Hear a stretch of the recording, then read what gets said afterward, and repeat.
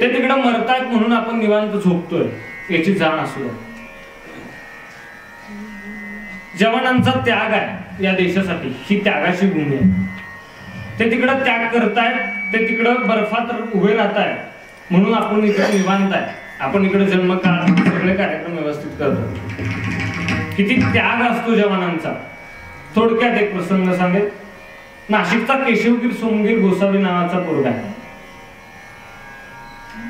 5 महिन्याचा होता त्या वेळेला आई वारली. आई सोडून गेली. केशवचा बाप अपंग आहे. अपंग असणारा केशवचा बाप बाटलीत दूध भरायचा. बाटलीला टोपण लावून त्या अपंग हाताच्या बापानं बाटली बगलेत धरावी आणि 5 महिन्याच्या केशवला आईला दूध पाजतो या भावनेनं दूध पाजावं.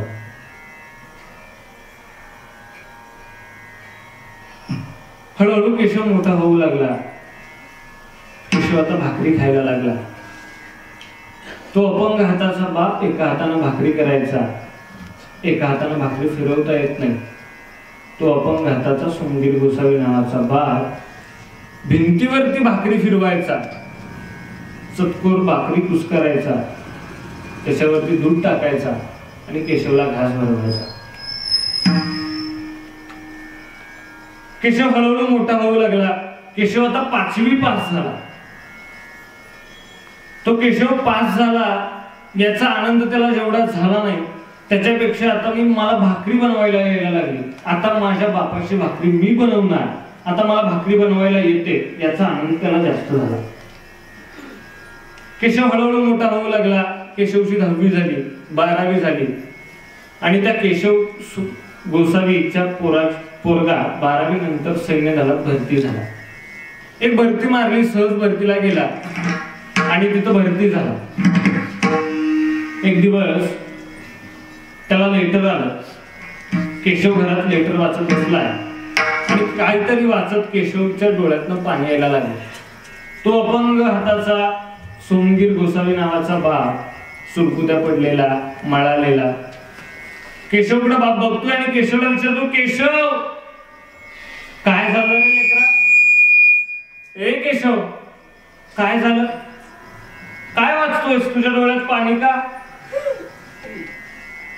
केशवनं सांगितलं, काय नाही बाबा, भरतीचं लेटर आलंय ते वाचतोय. अरे केशव मग रडायचंय काय त्यात? बाबा नोकरी लागली मला, पण अशी नोकरी लागली मला जी उद्यापासून तुमची भाकरी बनवून नाही देणार मला. केशव कसलीच काळजी करू नको माझी. अरे केशव लढणाऱ्यांचा इतिहास होतो. केशव तू लढ. केशवची भरतीला जायची तारीख जवळ यायला लागली. त्या अपंग हाताच्या सोमगीर गोसावी नावाच्या बापानं एका हाताने केशवची बॅग भरली. तो अपंग हाताचा सोमगीर गोसावी नावाचा बाप केशवला आता रेल्वेला बसवायला निघालाय. बाबा तुम्ही भाकरी बनवायला नाही ना विसरला? केशव तू अजिबात काळजी करू नको. ज्या वेळेला तुला माझी आठवण येईल ना त्यावेळेला तू भारत मातेची आठवण काढ. तू माझी काळजी अजिबात करू नको, मी बनवून खाईन. तो मळालेला सुरकुत्या पडलेला बाप केशवला नाशिकच्या रेल्वे स्टेशनवरती सोडायला आला. कधी मध्ये डोळ्यात पाणी यायचं त्या सोमगीर गोसावी नावाच्या बापाच्या. पण रडावं कसं? मी जर रडायला लागलो तर पोरगा रडेल, पोरगा खचून जाईल. तो देश सेवा करायला निघालाय. तो सोमगीर गोसावी नावाचा अपंग हाताचा बाप केशवच्या नजर चुकीनं त्या रेल्वे स्टेशनवरती डोळ्यातलं पाणी बाजूला करायचं, डोळ्यातलं पाणी हळूच पुसायचं. केशवच्या रेल्वेची वेळ जवळ यायला लागली. तो शिकलेला ज्ञानेश्वरीचं पारायण करणारा केशव रेल्वे स्टेशनवरती बापाचे पाय धरतोय. बापाच्या पायावरती डोकं ठेवलं. बाबांना परत एकदा विचारतोय, बाबा बाबा विसरलं नाही ना तुम्ही? बाबा कसं करणार आहे तुम्ही? बाबा एका हाताने भाकरी करायला विसरलो नाहीत ना तुम्ही? केशव माझी कसलीच काळजी करू नको. केशवची रेल्वे आली.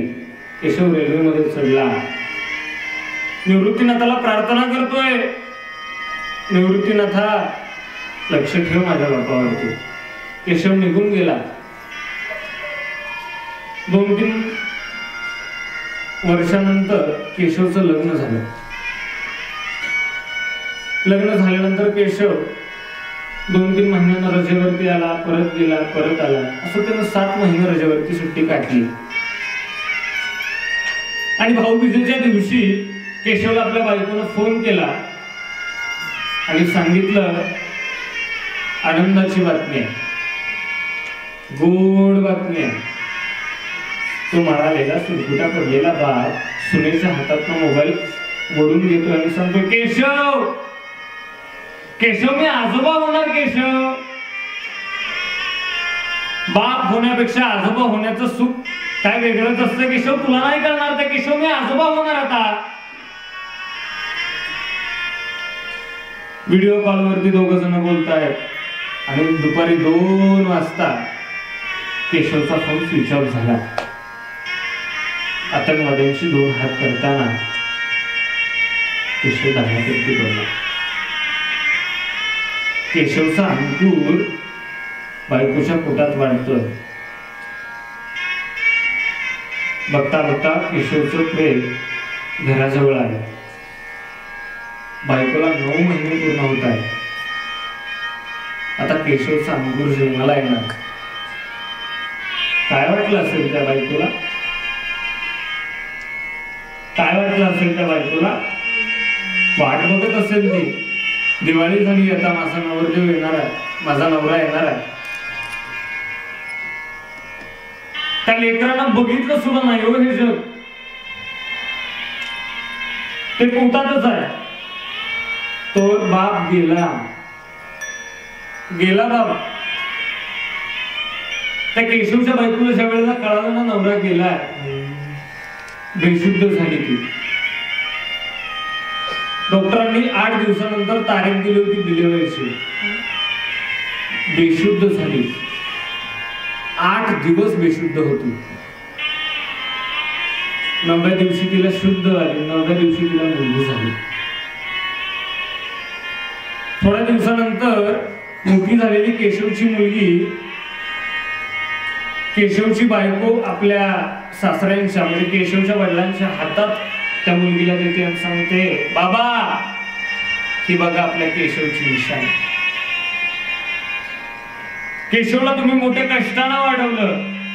तुम्हाला हात नाही, एका हातानं भाकरी केली. तुम्ही भाकरी भिंतीवरती फिरवली, केशवच्या मुखात घास घातला. आता सुखाचे दिवस आले, घराचं गोकुळ होण्याचे दिवस आले आणि केशव सोडून गेला तुम्हाला. बाबा तुम्ही आता केशवला नाही बघू शकत. ही केशवची निशाणी हातात घ्या. विचार करा काय त्या बापाला वाटलं असेल. हाताच्या खोडाप्रमाणे जपलंय त्याला. 5 महिन्याची असताना आई गेली. आई गेल्यापासून तर केशवच्या बापानं कसं जपबाळ असेल त्याला. आणि तो पोरगा सरते शेवटी निघून गेला. त्यामुळे मी सगळ्यांना सांगतोय, सीमेवरती लढणाऱ्या त्या जवानांची कधीतरी आठवण करा. आई बाबांची सेवा करा. काही लोक आई बाबा जिवंत असताना त्यांना व्यवस्थित बोलत नाहीत, त्यांच्याशी व्यवस्थित बोलत नाहीत आणि गेल्यानंतर टाहू पडतात. तुकोबराय म्हणतात ते मूर्ख आहे. हो.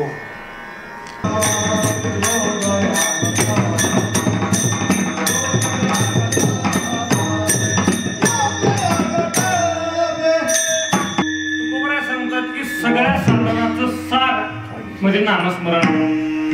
सर्व साधनाचे सार भवसिंधू उतरी पार. भवसिंधू भवसागर. तुकोबराय सांगतात की हा भवसागर तारणायचा असेल तर नामस्मरणाला पर्याय नाही. आता म्हणजे भवसागर म्हणजे काय व भवसागर म्हणजे काय? आम्हाला अरबी सागर माहिती, हिंदी सागर माहिती आहे. भवसागर काय? तुकोबराय सांगतात भवसागर म्हणजे जन्म आणि मृत्यू यांच्या मधला प्रवास. हा भवसागर तारून जायचा असेल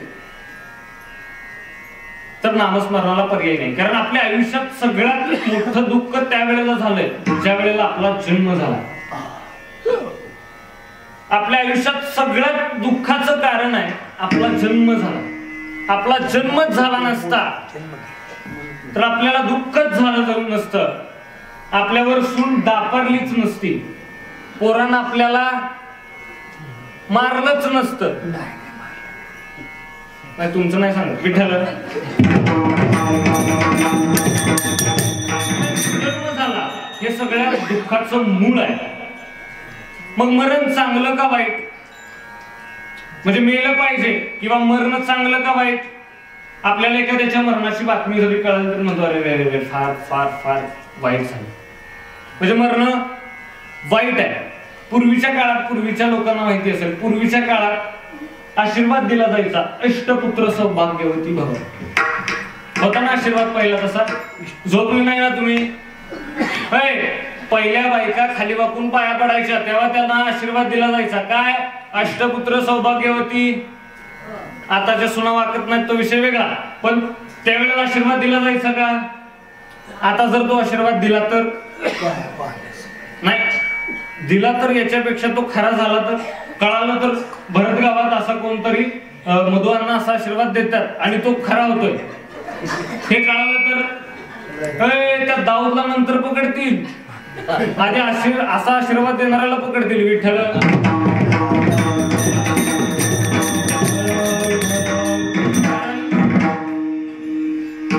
पहिली लोकसंख्या कमी असायची. गावावरती युद्ध व्हायची, साथीचे रोग यायचे. एखादा जर साथीचा योग आला रोग आला साथीचा तर गावाच्या गावं नष्ट व्हायची. दिवा लावायला सुद्धा माणूस राहायचा नाही.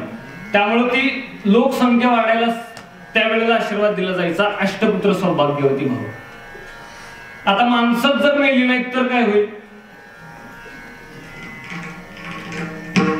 किती गर्दी किती होईल? घरात आपल्या कोणच गेलंच नाही तर किती गर्दी होईल? मग मरण चांगलं आहे का वाईट आहे? चांगलं आहे. मरण वाईट आहे. मरण चांगलं आहे पण मरणाच्या यातना वाईट आहे. ज्या वेळेला तो यम आपल्या शरीरातनं प्राण काढून घेतो ना त्यावेळेला होतं ते दुःख ते वाईट आहे. तुकोबराय म्हणतात की या सगळ्यातनं मुक्त व्हायचं असेल तर काय करावं लागेल? तर नामस्मरण करावं लागेल. कसं? विठोबा रखुमा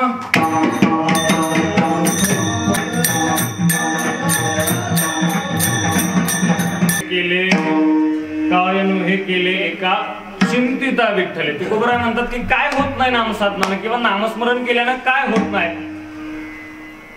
आता इथं थोडी गंमत आहे.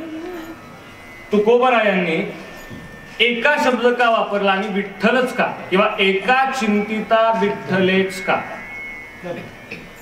विठ्ठलाच का नामस्मरण करायचं?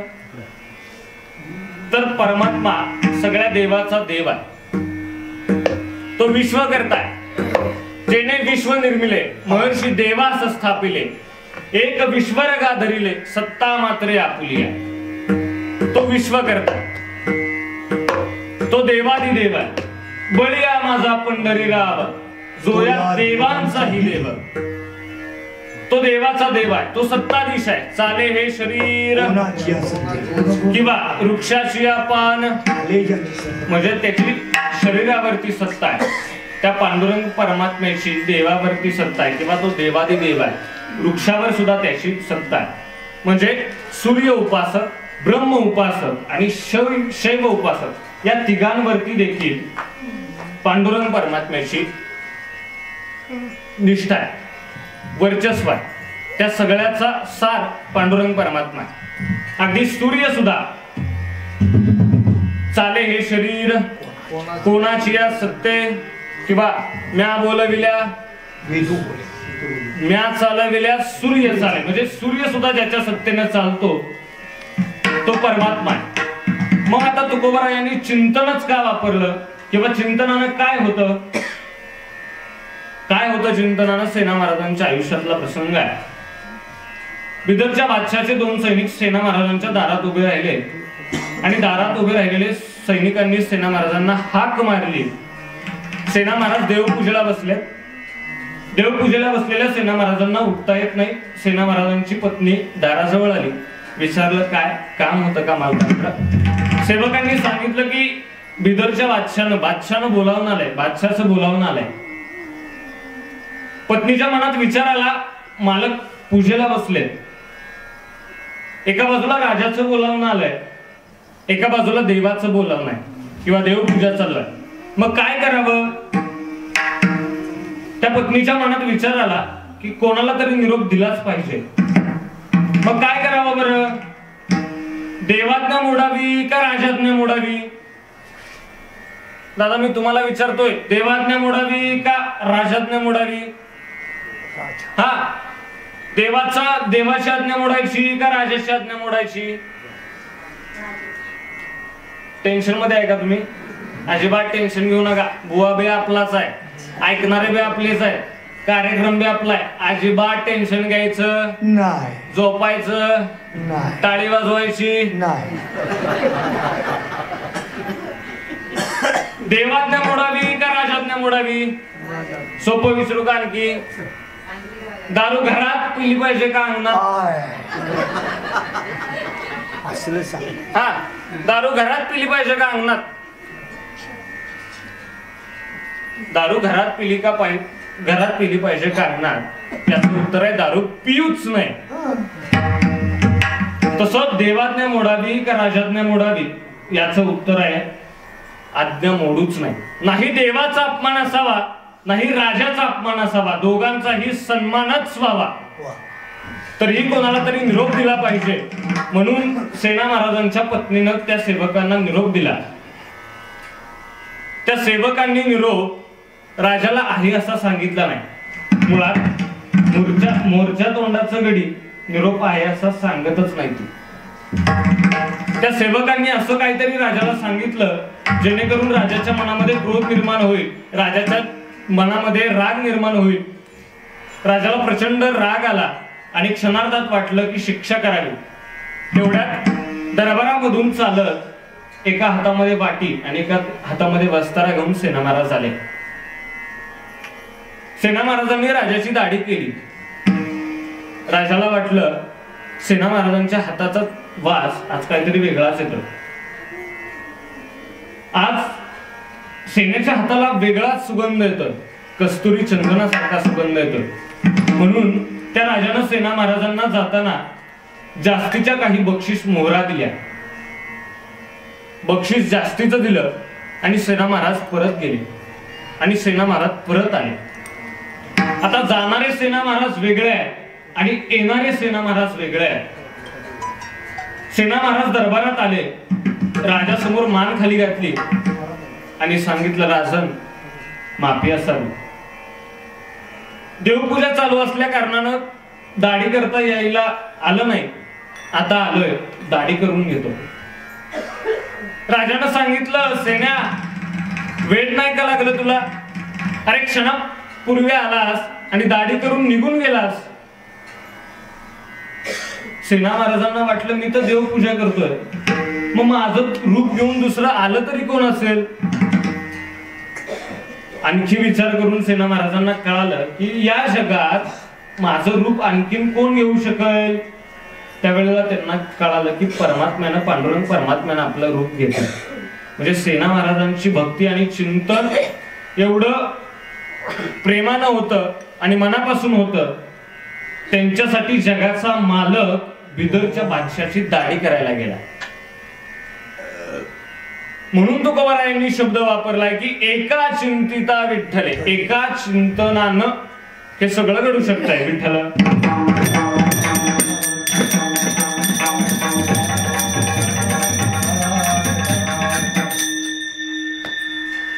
त्या साधकानं तुकोबारायांना आता सांगितलं की तुम्ही म्हणताय की हे सगळं एका चिंतनानं मिळेल, पण मी सांगतोय ते मिळेल का. तुकोबाराय म्हणले सगळं मिळेल. मग म्हणले तुमच्या आयुष्यात तुम्ही एवढं चिंतन करताय, तुम्हाला काय मिळालं. म्हणजे तुकोबाराय कधी कधी असा दिवस यायचा तुकोबारायांच्या घरामध्ये खायला काहीच नाही. जनाबाईनं सांगावं, मालक 2 दिवस झालं पोरं उपाशी झोपली आहेत, काय करावं? तुकोबारायांनी सांगावं, आपल्या घरात जी उतरंड आहे ना, त्या उतरंडी मधला 3ऱ्या नंबरच्या उतरंडीतला एक खडा काढ. त्या जनाबाईनं तो खडा काढावा, तो मिठाचा कडा काढावा, तुकोबारायांच्या मुलांच्या, दोन्ही मुलांच्या ओठावरती तो चोळावा आणि तुकोबारायांची पोरं रात्री झोपताना तो पोटाला चोळलेला मिठाचा खड्यात चाकत चाकत झोपायची. एवढी गरिबी होती तुकोबारायांकडे. मग त्या साधकाने विचारलं, तुमच्या आयुष्यात तुम्ही म्हणता हे सगळं मिळतंय, पण तुकोबारायां तुमच्या आयुष्यात का नाही काय मिळालं? कारण तुकोबारायांची परिस्थिती बिकट होती, स्थिती व्यवस्थित होती. म्हणजे लोकांना वाटत होतं की परमात्म्याचं नामस्मरण केल्यानंतर तुकोबारायांची परिस्थिती सुधारेल, किंवा परमार्थ हे साधन परिस्थिती सुधारण्याचं नाही, स्थिती सुधारण्याचं आहे. हे त्या लोकांना कळत नसेल कदाचित, किंवा आपल्याला सुद्धा कळत नाही कदाचित, किंवा त्या लोकांची आणि आपली कदाचित ते पाहण्याची लायकी सुद्धा नसावी. तुकोबारायांची परिस्थिती अतिशय बिकट होती, पण स्थिती उत्तम होती. आणि मुळात गंमत अशी आहे, परिस्थिती चांगली असल्यानंतर सुख मिळतं का स्थिती चांगली असल्यानंतर सुख मिळतं? भरपूर पैसा असला म्हणजे सुख मिळतं का पैसा नसला म्हणजे सुख मिळतं?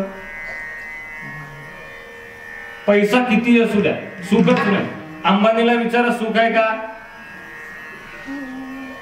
सगळ्याजवळ पैसा आहे, पण सुख आहे का? लोकांना वाटत होतं की तुकोबारायांची परिस्थिती सुधारली पाहिजे, पण तुकोबारायांची परिस्थिती नाही, स्थिती सुधारली होती.